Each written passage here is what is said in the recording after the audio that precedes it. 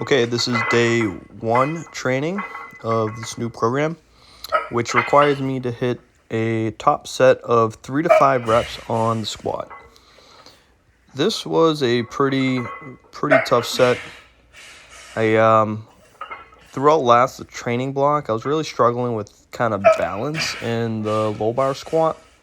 And if you could see here, I almost lost it backwards, but I ended up regaining balance and drove my knees forward and kept the bar over the midfoot. So that was a much harder much harder set than I thought it was initially going to be. The bench press had stalled a couple weeks ago, and I was supposed to hit 265 by 5 last week, but since I changed my program up, this 265 was pretty tough, but it's a heavy squat and a heavy bench on day 2, and then on day 4, it's a heavy deadlift and a heavy overhead press with volume, bench and volume squats. This 145 was actually a little bit below my target weight. It was supposed to be 155, but just getting 5 sets of 5 in was pretty challenging. All these sets of 5 for volume work was below what my threshold should be. And as the weeks go on, I will be slowly kind of trying to get them up to where they need to be, which is about 10% lower than what I could do for a set of 5.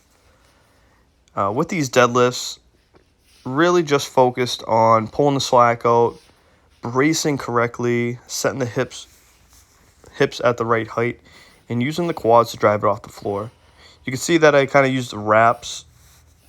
My hands got pretty beat up and tired from the Olympic lifting and the heavy hook grip set of deadlifts I typically do. I'm standing on the mat for 2 reasons. One is it provides me a little bit more grip for the feet, so I could actually use some abduction by gripping the ground. And also, too, it provides a slight deficit. Using these bumper plates, because we're in quarantine, kind of dampens the noise from the deadlifts. So this actually will allow the bar to bend a little bit more, putting all the bumper plates on there. So standing on a mat kind of puts the bar at just about the right height to deadlift off the floor with, taking the amount of bend in the bar into consideration too as well. Recently, I was doing dips and slingshot bench as far as my main accessories for my pressing, bench, and overhead. But in the spirit of quarantine, I have a lot of people who I program for doing bodyweight workouts.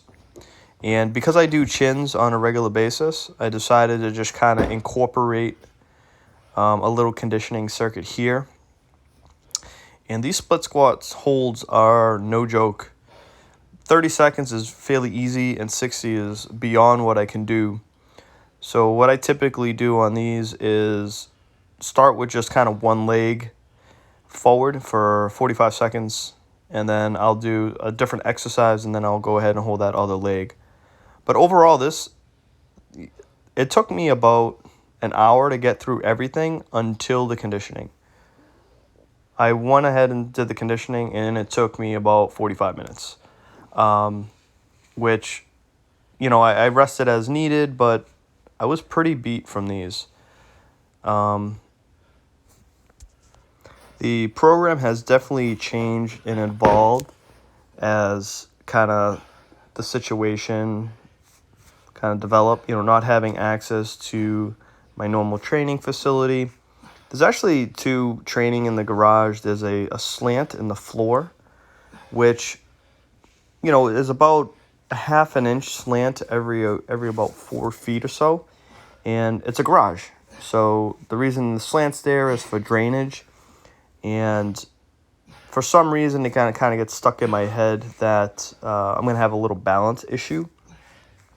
And the way that this platform is set up, the slant is I'm either facing the slant or away from the slant.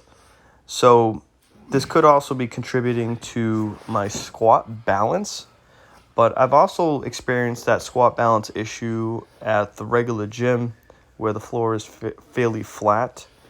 And I usually alternate sides as well, so sides that I'm facing during my lifts to, make sure that I'm not developing a sense of that slight slope.